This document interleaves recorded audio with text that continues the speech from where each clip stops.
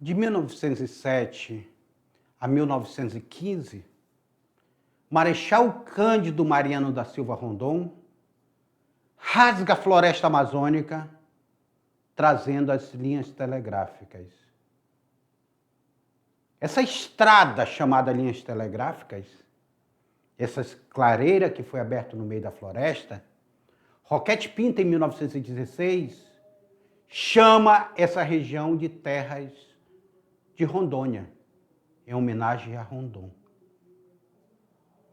E essa abertura dessa clareira vai chamar a atenção de Getúlio Vargas. Getúlio Vargas, quando chega na década de 40, no projeto de Marcha para o Oeste, ele queria fazer um processo de integração da Amazônia. E essa integração iria se dar pela construção de uma rodovia que ligasse o Centro-Sul ao norte, o extremo norte do Brasil. Era um mundo em movimento. Ainda não existia Brasília. Mas Juscelino Kubitschek assume o poder e constrói Brasília. Ao construir Brasília, Juscelino Kubitschek começa, a partir de Brasília, a abrir caminhos que cortassem e se ampliassem mundo afora. Juscelino Kubitschek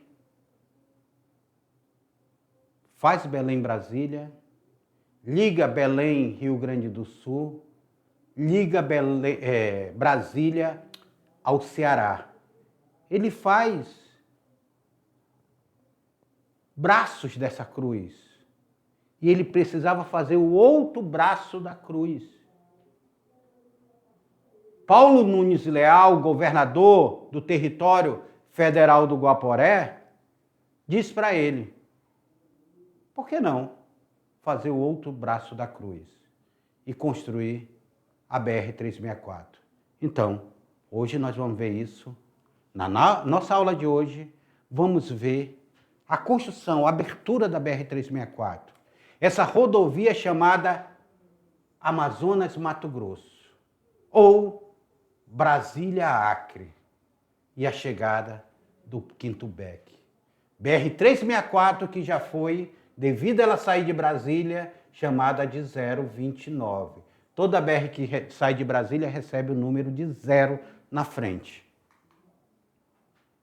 Tá? Então nós temos aqui. A princípio, nós iríamos sair de Brasília.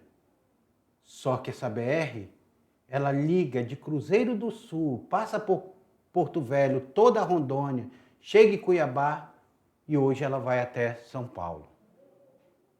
Olha o projeto de integração dessas rodovias que tentava se fazer essa rodovia. A BR-319, que liga Porto Velho a Manaus.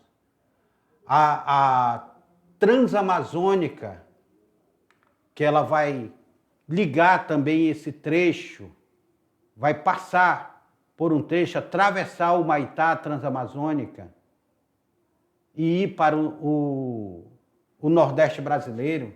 Então, nós estamos vendo aqui, ó, BR-230, Transamazônica, vai para Itaituba, Santarém, Altamira, e vai embora.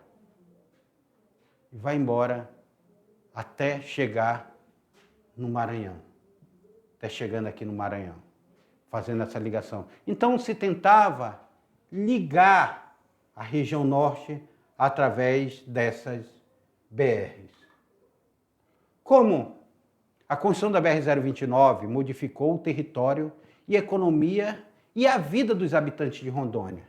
Lembrando, 029 é a mesma 364. No início da década de 60, o governo brasileiro iniciou a abertura da BR-029, ligando Cuiabá, no Mato Grosso, a Porto Velho, Rondônia. Essa rodovia, mais tarde, vai ser renumerada e chamada de BR 364. Foi um marco na ocupação e integração da região amazônica ao restante do país.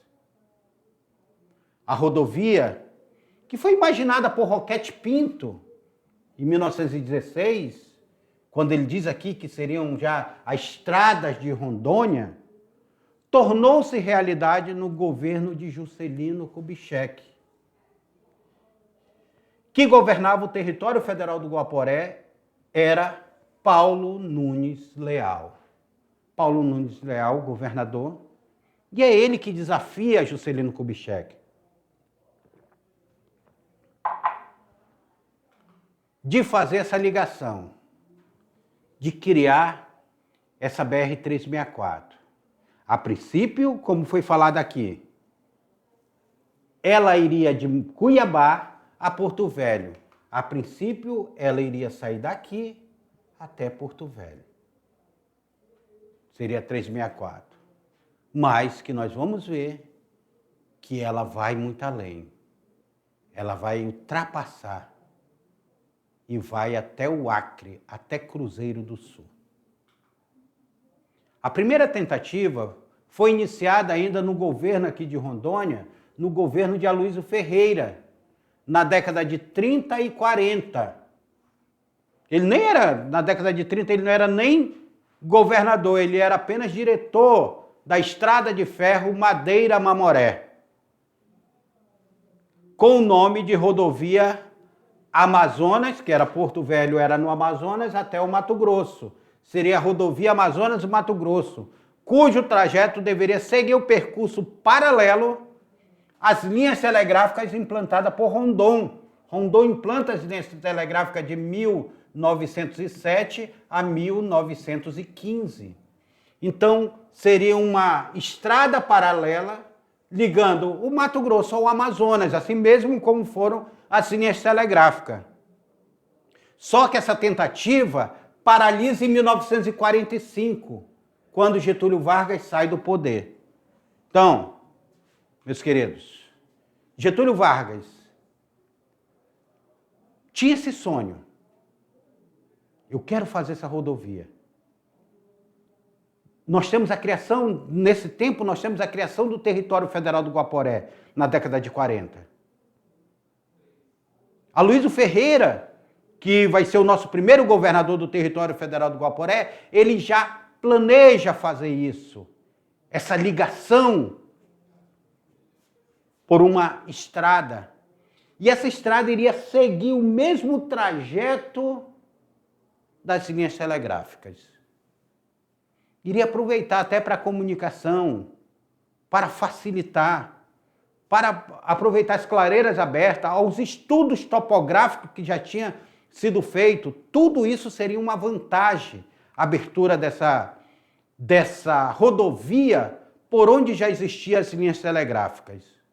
Só que em 1945, Getúlio Vargas, que estava dentro de um governo ditatorial chamado Estado Novo, vai ser obrigado a abandonar a presidência da República.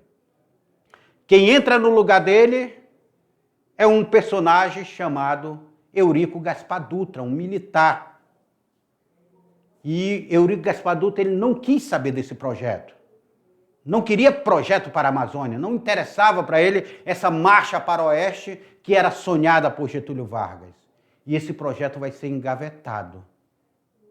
Getúlio Vargas vai voltar, depois de Eurico Gaspar Dutra, vai voltar eleito presidente da República, desta vez eleito, só que Getúlio Vargas vai governar por pouco tempo, porque em 1954 ele dá um tiro no próprio peito e se mata dentro do Catete, que era o Palácio do Presidente, lá no Rio de Janeiro, que era a capital do Brasil. Nesse meio tempo, Getúlio Vargas morre, nós temos um problema de sucessão de Getúlio Vargas, até que chega um político mineiro chamado Juscelino Kubitschek. E Juscelino Kubitschek ele chega com projetos ousados.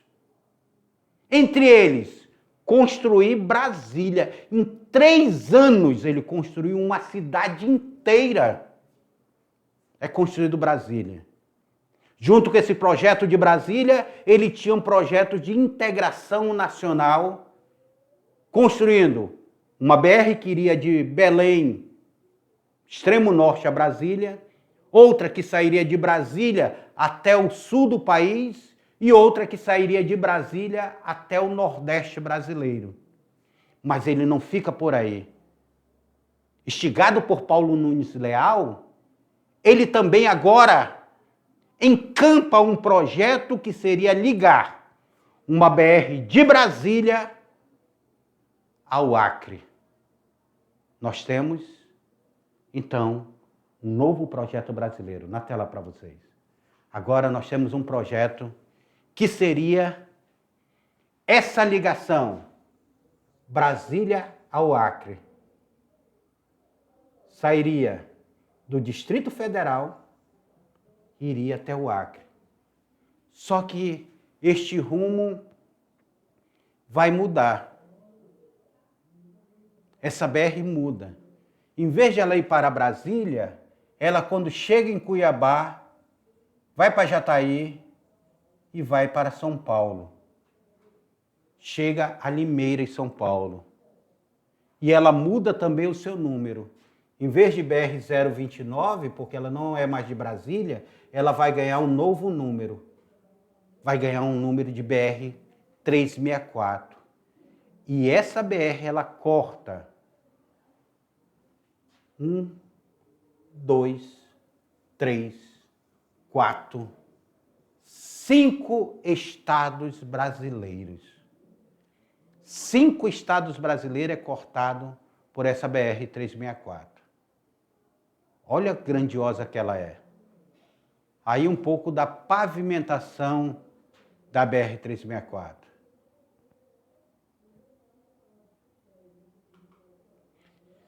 No dia 15 de março de 1960, o presidente da República criou o decreto 47.933, cria, através desse decreto, uma comissão especial de construção da rodovia Brasília-Acre, onde a obra seria concluída em 10 de dezembro de 1960, sendo somente inaugurada em 13 de janeiro de 1961. A BR está aberta. Ela está saindo de Brasília, 029. Ela está indo rumo ao Acre, mas ela não está pavimentada. Em Rondônia, ela desliza com maior facilidade devido às linhas telegráficas. Mas ela não está pavimentada. Quantas pessoas não se aventuraram? Quantas pessoas não passaram meses atolados? A comissão Ford fez uma excursão pela rodovia. A dificuldade que foi construir uma rodovia tão grandiosa, uma rodovia que vai de norte ao sudeste do país. Não foi fácil. Não foi fácil. Não foi barato. Não foi inocente. Causou impacto. O chamado progresso vai representar também dizimação de vários povos originários. Vai representar também derrubada de grande parte da floresta amazônica, porque uma rodovia, ela não destrói só em linha reta, ela destrói como se fosse um grande braço, porque as vicinais vão comendo a floresta, todas as riquezas naturais que vão encontrando. Mas ela foi necessária para escoar a casterita. Se não fosse essa BR, Rondônia não se desenvolvia o tanto que se desenvolve. Olhe os interiores do Amazonas. Cidades do interior do Amazonas muito mais antigas do que Porto Velho, de que Rondônia, ainda são cidades pequenas, não desenvolvidas. Na tela para vocês. Com a construção da rodovia, as condições para o povoamento do estado estavam dadas, não somente para Rondônia, mas também para os estados vizinhos, como o Acre e como o Amazonas, cuja ligação por terra com o centro-sul do país tornou-se possível. Até batata se plantava e tudo nascia. Então nós temos agora uma rodovia que precisava ganhar essa camada de asfalto. Isso daqui se chama pavimentação. Pavimentação, precisava ser pavimentada. A construção da BR esteve a cargo da empreiteira Camargo Correia. Era uma empreiteira Camargo Correia que construiu a BR. E estendeu-se dentro do território federal de Rondônia no sentido sudeste-noroeste.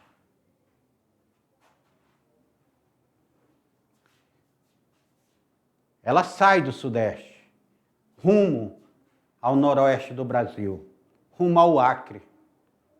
E ela, como um grande tobogã, vai ganhando forma, vai varando a floresta, vai abrindo picadas, vai trazendo consigo o processo de colonização de Rondônia. Veio a BR de encontro ao garimpo da Casterita e trouxe consigo os projetos de integração e colonização e os projetos de assentamento dirigido. O INCRA vem junto com a BR, assentando pessoas sem terras. Rondônia é feito por sem terras. Pessoas que não tinham terra no Paraná e que vieram atrás de terra em Rondônia, que foram assentadas pelo INCRA, num dos maiores programas de reforma agrária que o Brasil pôde ter. Governo militar fez reforma agrária em Rondônia. Só que essas pessoas não receberam assistência devida. Muitos abandonaram. Muitos foram jogados para longe da BR, sem condições de sobreviver. E abandonaram, e os grandes latifundiários foram comprando essas pequenas áreas e fazendo grandes latifúndios em Rondônia. E aqui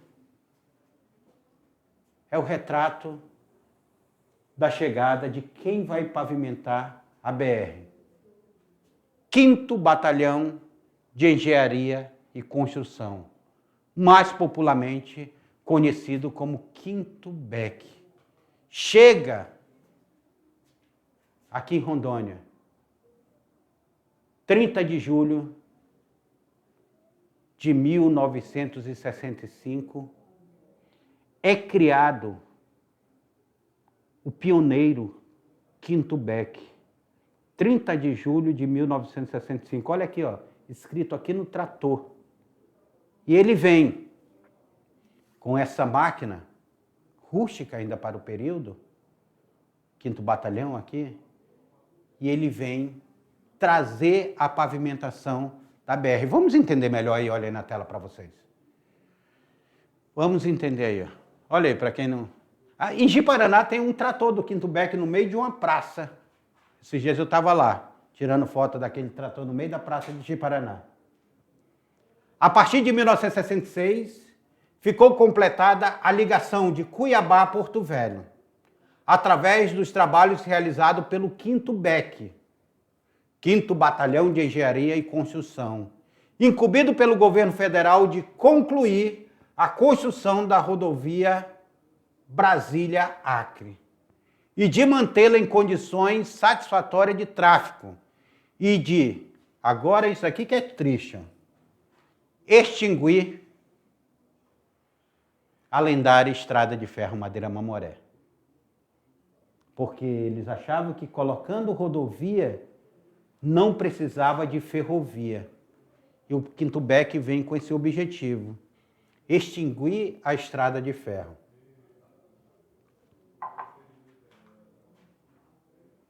Olha a estrada sem pavimentação, como é que ela fica.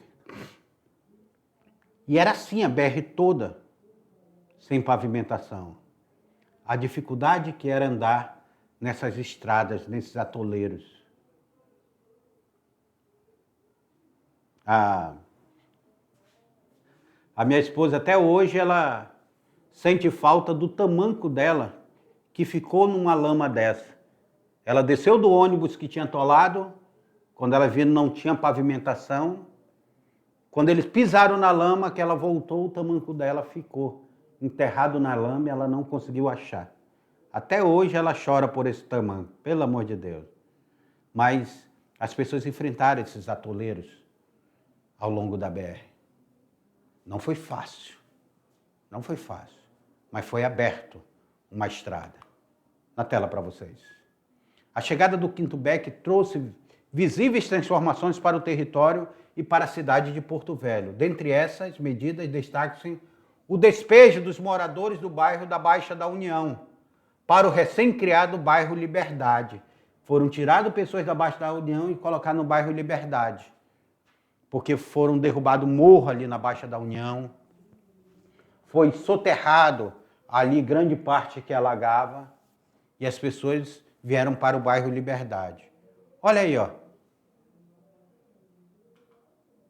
Imagem do comboio do Quinto BEC estacionado no quilômetro 8 da BR-364, no antigo centro de treinamento do Exército, aguardando ordem para entrar na cidade.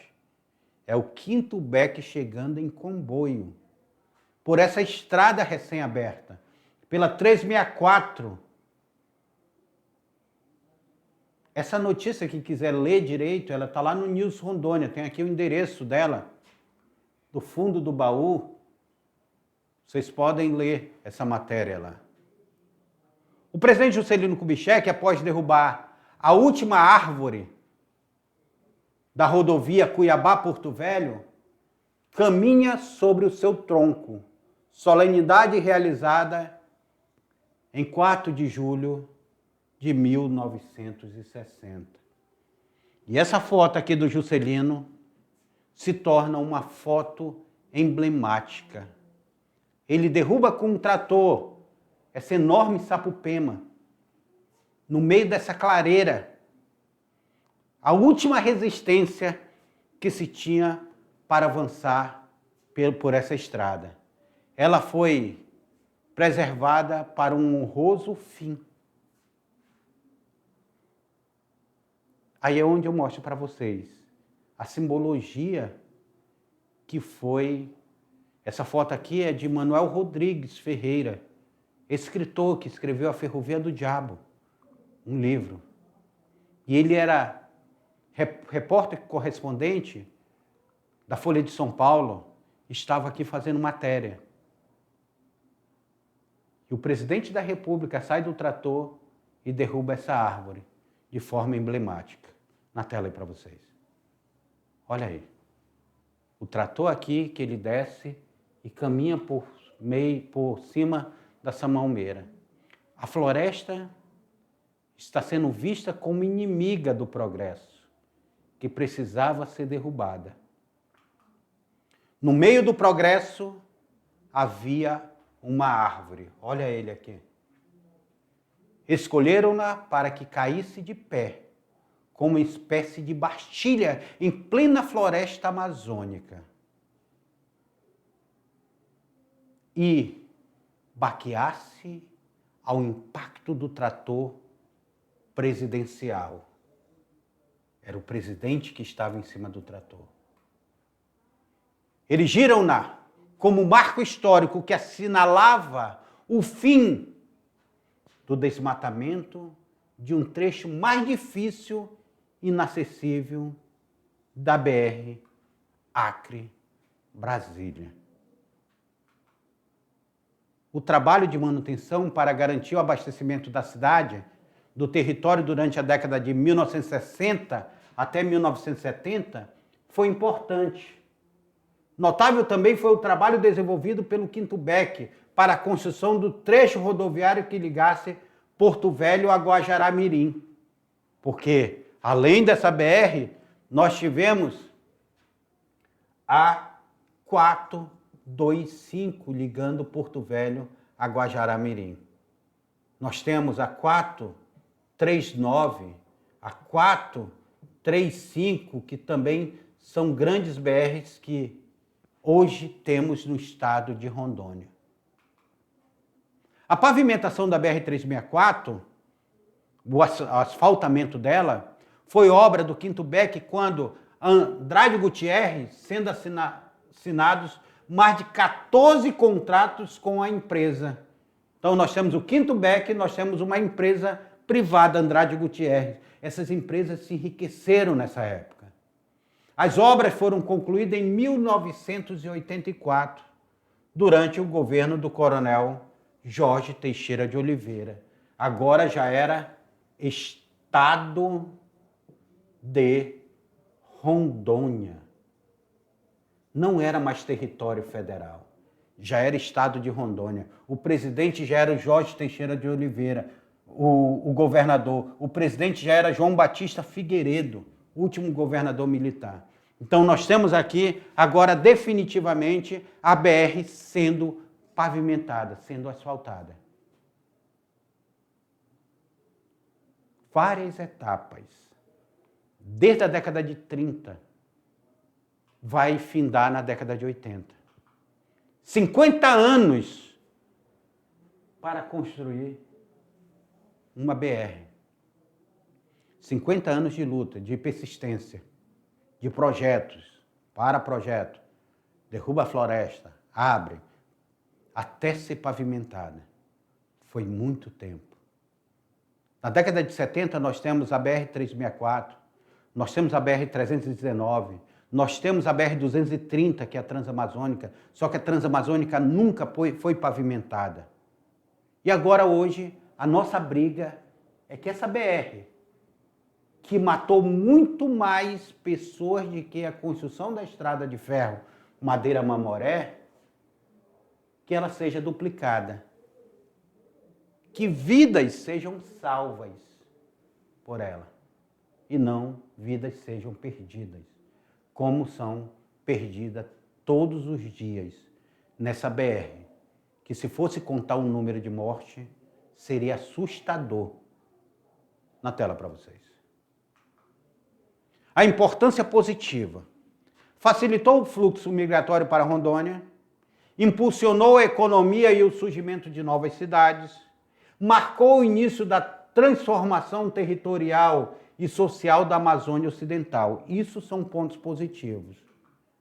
Mas nós temos pontos negativos, os custos sociais e ambientais. Primeiro, o desmatamento acelerado. A estrada abriu caminho para a exploração desordenada da floresta amazônica. As árvores foram derrubadas. Conflitos fundiários. Aumento da migração provocou disputa por terras entre poceiros, fazendeiros e povos indígenas. Até hoje, esses conflitos ainda são presentes. Expulsão de comunidades tradicionais. Seringueiros, ribeirinhos foram pressionados a deixar suas áreas de origem. E impacto sobre os povos indígenas. Muitas terras foram invadidas e culturas ameaçadas pela expansão econômica. Crescimento desordenado. Cidades surgiram rapidamente, sem planejamento urbano ou infraestrutura adequada. E no caminho da BR-364, existiam terras indígenas, como o povo Unicui. Existiam terras indígenas, como o povo Urueuauau, como o povo Cinta Larga. Tanto a BR-364, quanto a BR-429, a BR-435, a BR-425, todas essas BRs tão necessárias para o nosso ir e vir, também causaram grandes impactos sociais e ambientais. E eu espero que vocês tenham gostado de conhecer um pouco mais sobre a história da nossa BR-364. Até a próxima aula.